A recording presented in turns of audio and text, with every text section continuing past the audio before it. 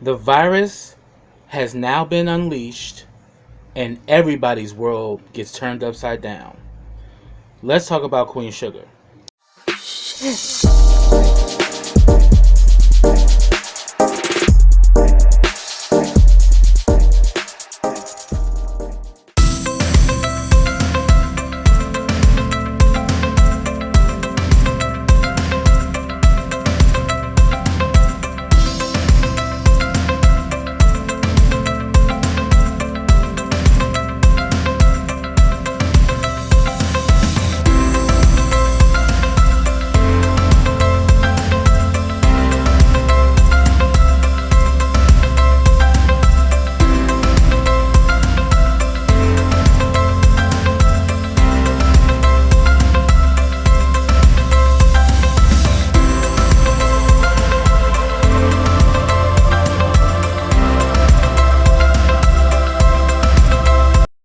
Hey, what's up, everybody, and welcome back to KRSTV. This is your boy Kenny. Now, remember, subscribe to my channel, and click that bell so you can get notifications every time I drop a video. Also, follow all the information I have in the description box as well as the comment section. Also, like this video, comment on this video, and share this video. Now, before I get started with this review, let me send a special shout out to Metro Health DC. If you are in the DMV area and would like to get signed up with multiple health services, as well as, getting access to our new prep clinic, reach out to us, at Metro Health DC. The form is in the description box as well as the comment section. So if you're interested, you can actually call us at the number that appeared in the flyer, or you can, oh yeah, the number is also in the description box in the comment section as well. So definitely, if you want to reach out to us, fill out that form and give us a call if you want to get set up with intake services, as well as being set up with prep or all the health services that we provide. Also, let me send a special shout out to the GMHC crew. If you are also in the DMV area and would like to get tested for HIV, reach out to the GMHC crew for a home testing kit. You can have the kit mailed to you, or you can call and make a same-day appointment and actually go to our location at the GMHC to pick one up. And if you're also if you're interested in getting set up for prep, reach out to the GMHC crew for that as well. Also, if you're a fan of KRSTV and would like to become one of my Black Diamonds, subscribe to my Patreon today, Black Diamonds, because in darkness we still shine. For $5 a month, you get all of my YouTube content, as well as videos that will be specific for the Black Diamonds that will not appear on YouTube. So, subscribe to my Patreon today. And also, check out my YouTube partner, BK WorldTube, which is the Black Netflix. You get shows like The Haves and the Have-Nots, as well as The Oval. So, after you watch this review, click on that link in the description box or in the comment section to check out BK WorldTube as well. Now, this is Queen Sugar Season 2, Episode 2, and the name of this episode is Mid-March 2020. Mid-March 2020. Man, this was a heavy episode, and shout out to Ava DuVernay. She is doing wonders with this season, and I just know this season is going to get really deep because the virus has now been unleashed and everybody's world gets turned upside down. So let me begin. First, I'm going to talk about Ralph Angel. Him and Darla are discussing wedding plans. She pretty much asks him, so what does he want to do for the honeymoon? Because she feels, if I get my dream wedding, you should get your dream honeymoon. So they're already in the right space of compromise. And he says that he wants to go to New York. He always wanted to go to one of those theaters to see a Broadway show. And she's like, I love it. And she's like, I know it's hard on you. And he pretty much just tells her like it is. That's what they want. They want us to struggle. Yeah, that's been their whole plan from the beginning, is to keep black people below the radar and to just use us as a labor force. Nothing more, nothing less. It's pretty much the whole cattle system. And he's saying that, they don't want us to make harvest. They don't really want us to have anything.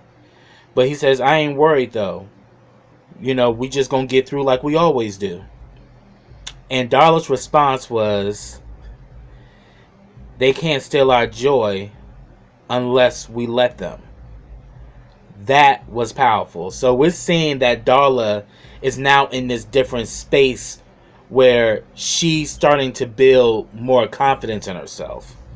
And then we also have they also show the scene where Darla's playing chess with Blue, and she also tells Ralph Angel that she's up for a management position at her job, and she has this phenomenal session with Charlie because Charlie gives her the real. And Charlie, this is why Charlie's my favorite character, because I pretty much live by this ideology that Charlie was sharing with Darla about how to approach an interview. She's saying that, first of all, you need to know that you're not on trial. They are on trial. But you have to approach it with you have to be subtle of how you approach it.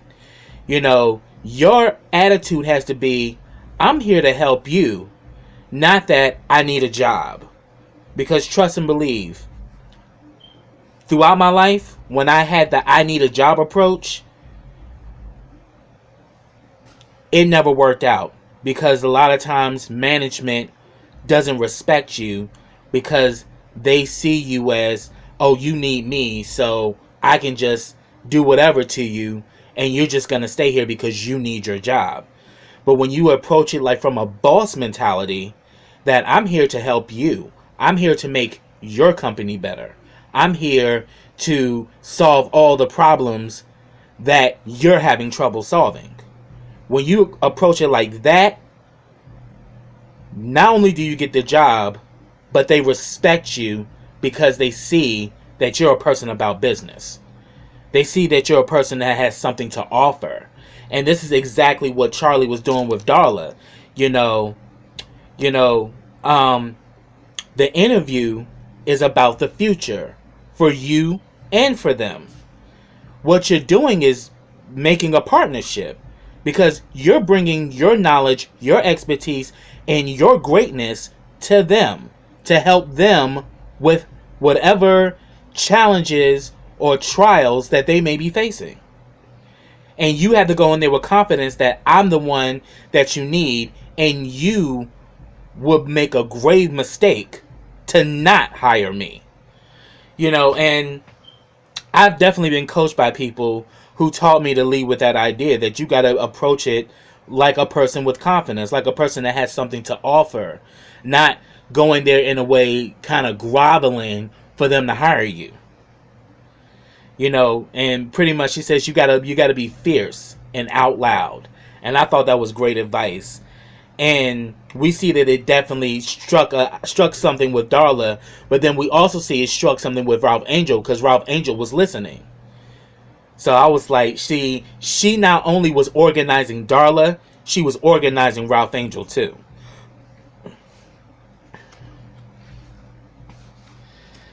And then, like, after that happened, Ralph Angel gets a call from Hollywood, you know, for him to come help out with the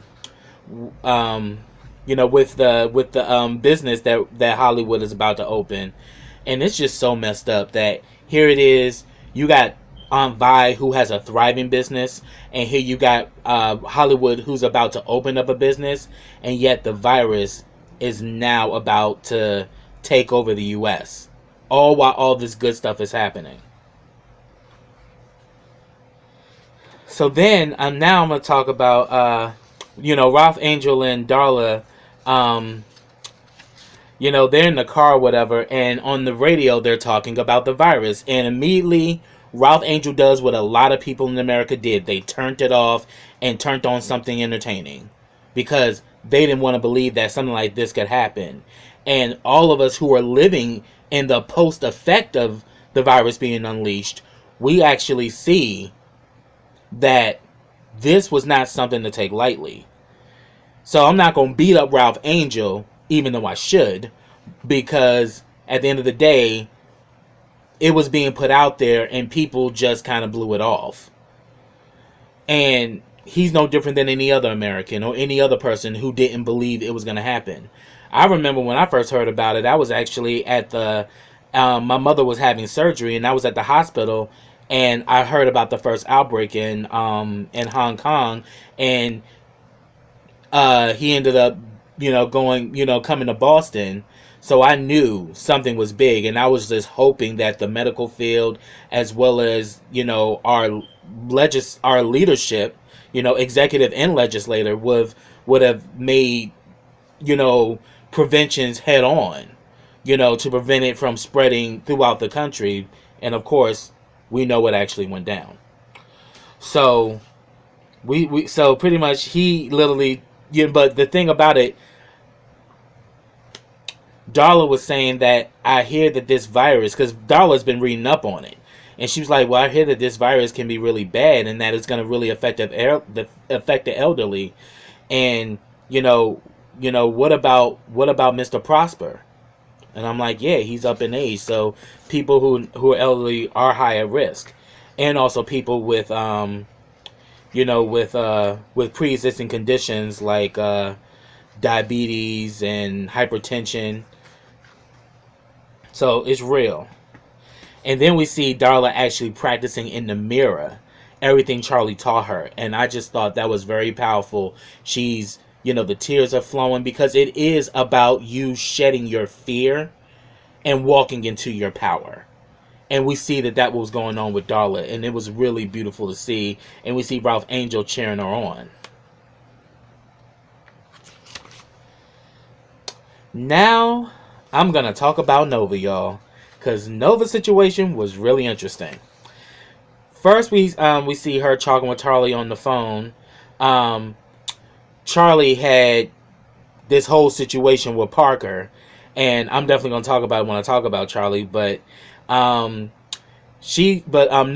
is talking about, she's actually about to meet Calvin's family. Her mom is holding a birthday party for Calvin's grandfather, and she says that I'm going to be meeting members of his family. I know his daughter will be there. His son is off away in college, and pretty much Charlie told her, because Nova was nervous about meeting his family, and what if kind of like putting that what if they turn out to be prejudiced or racist. And Charlie just told her straight up, be the queen that you are, no matter what they say or do. And that was like the best advice, because she goes up in there with Calvin. Calvin's mom meets her. Calvin's mom was actually really nice to Nova, but later on you saw the mother making faces and stuff. So even though she respects her son's decision, deep down inside she feels some kind of way about it. But she was actually very nice and pleasant to Nova and told her to help herself and all of that. And then she pretty much, she says that me and you need, when we get a chance, we need to get together and have a little girl talk. I'm like, that could be a good thing or a bad thing, just saying. So then they go to meet his grandfather. They give him some Ajo scotch. She meets his daughter Emily. Calvin buys her this heart necklace that Nova picked out, and her and Nova actually bond, and she puts the necklace on Emily, and they actually have a good exchange. But then that's when the grandma was giving them funny looks, like, yeah, I'm thinking the grandma on something. Because what ends up happening, I think the grandma was behind that shit. You can't tell me different. So then Calvin's son actually shows up, and his name is James. She goes to meet James, and James wastes no time. He just says, hey, I'm going to go get me something to eat. Like, he didn't want no parts of Nova. And Calvin says that he's still angry, upset about the divorce. And then the shit hits the fan, because Calvin's ex-wife Haley shows up. And pretty much Nova's like, you didn't tell me your ex-wife was going to be here. And Calvin says, I didn't even know she was coming. But he says, do you want to leave? And she says, no, I'm fine. I'm cool. And as soon as she was coming over, Charlie was like, here we go. Because she can just tell by Haley's energy, Haley was with the shits. And then the next thing you know, Calvin introduces Nova to Haley. And all of a sudden, Haley immediately starts with the bullshit. She starts going in like, so, now I finally get to meet the person who broke up my family. How does it feel to be the other woman? And then she really starts to get really fucking nasty and very prejudiced with the shit she was saying. She was like, oh, he got a thing, for your type. He likes the exotic. He likes them dark. But you're skinnier than the other ones he normally goes for. He usually likes them thick. He likes big butts. You know what they say about big butts. And she was like, you better watch yourself, Haley. I'm like, yeah, Nova was about to lay hands on that bitch. And I would have been behind Nova 100% if she did. Because, bitch, it's one thing that you upset that they were having an affair. But, bitch, the way you was going about it, you were trying to talk to Nova like she was beneath you because she was black. And Nova took Charlie's advice and says, you be the queen that you are. She literally was like, you watch yourself, Haley. Because she was about to beat Haley's ass. But it didn't even matter because Calvin came in and he gave Haley the motherfucking business. He pretty much told her that, because he says that, he's had many women, you're like a type that he goes for.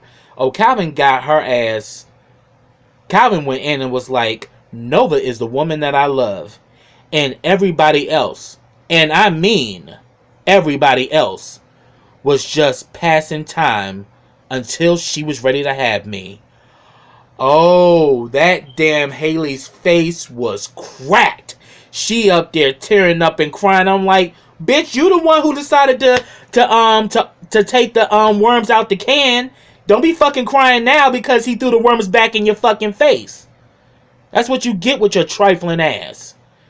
And now, as I said, she has every right to feel the way she feels because she lost her husband to another woman.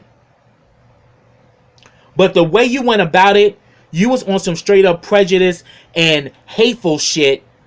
And Calvin just did nothing but call you out and embarrass the shit out of you in front of everybody. Because you were trying to do that shit to Nova, but the shit flipped. And the one who ended up getting embarrassed was you. So then later on we see Nova and Calvin, they're out walking or whatever. And I must say the scenery on this show is everything. Like, Ava is very great with showing just beautiful cinematography. Because it was just beautiful. And Nova was very quiet. But then she pretty much addressed it that, so how many black women have you been with? So am I just a fetish? You know who I am, Calvin. How can I be with a man who objectifies black women?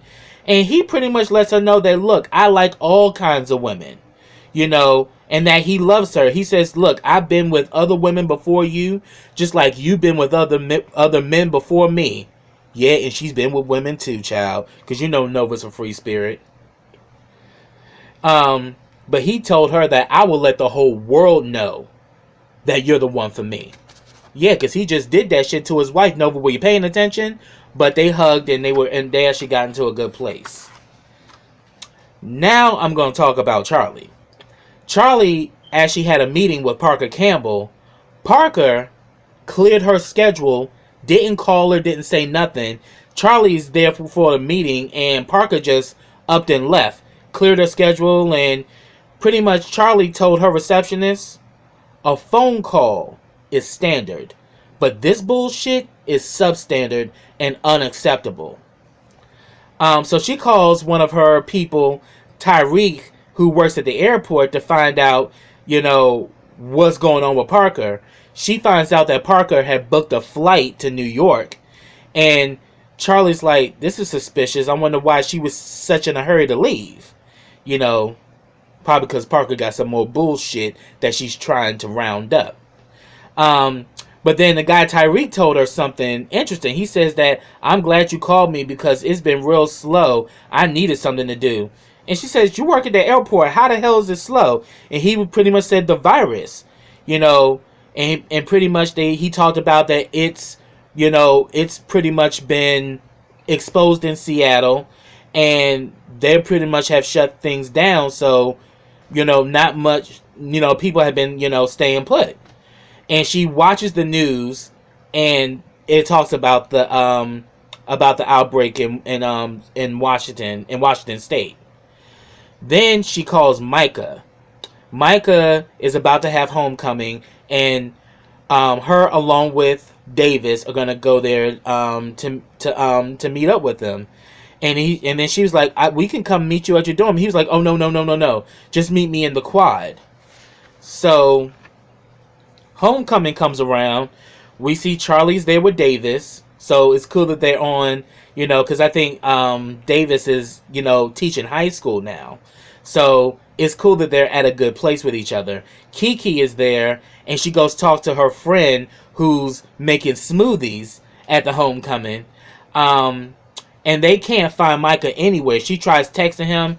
Then we get a step show from Zu Zeta Gamma, and both of them are loving it. And they was like, "Wow, I wonder, Micah would have loved this. He's missing out a lot." Little do they know, the mask gets revealed, and they realize that Micah is a part of Zu Zeta Gamma, and you just see both of their faces drop. Especially Charlie's. And then we see that Micah looks over and sees that Kiki and her friend are chatting it up at the smoothie section, and you can tell instantly he felt some kind of way, and what he ends up doing is end up dancing with one of the Baton girls or whatever, but you can just see Charlie was pissed off. Then we get a personal moment between Charlie and Micah.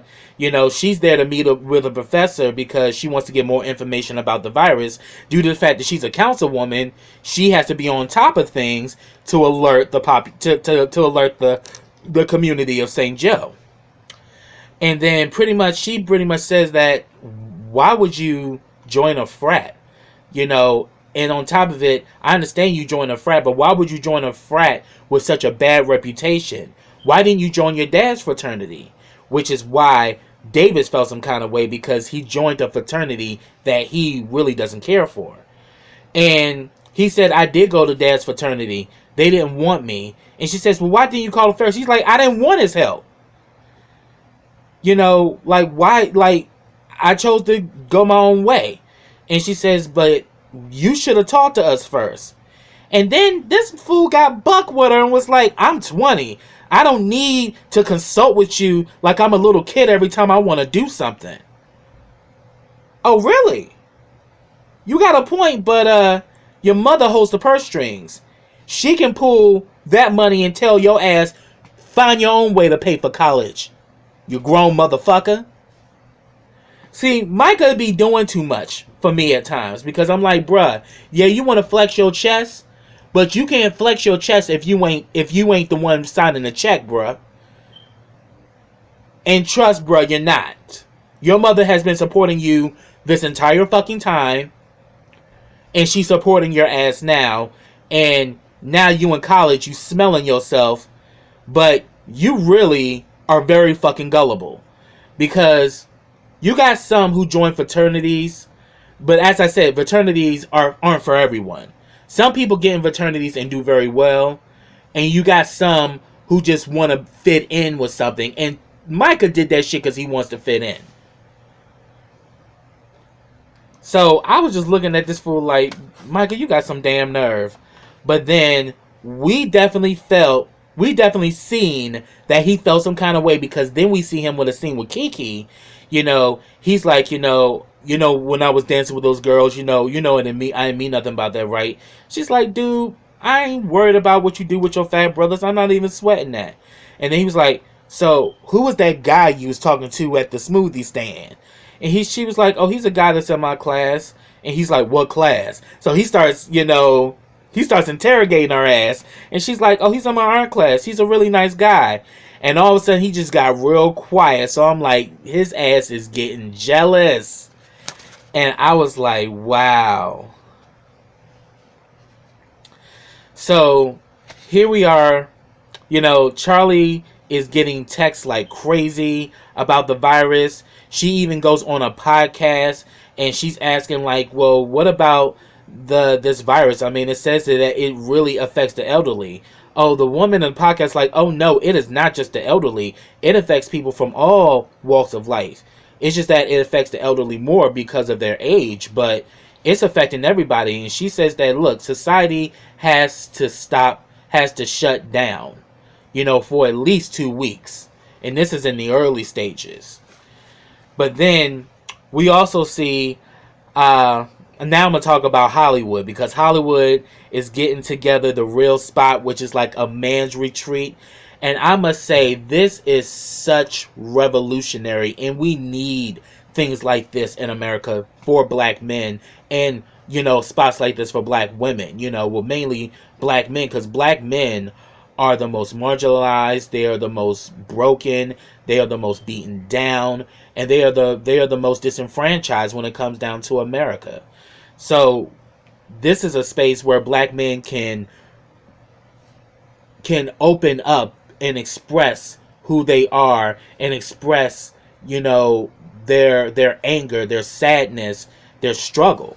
So I'm like, Hollywood is doing something that's beautiful, that needs to happen.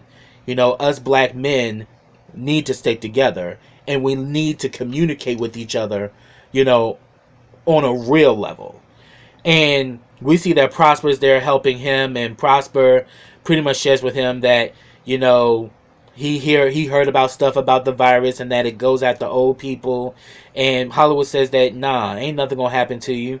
If it comes after you, it's gonna have to come after me first. And I was just getting this feeling that Prosper could die, and I do not want them to kill my Prosper. I love Prosper. Prosper has been like that father figure to all of them, especially after Ernest passed.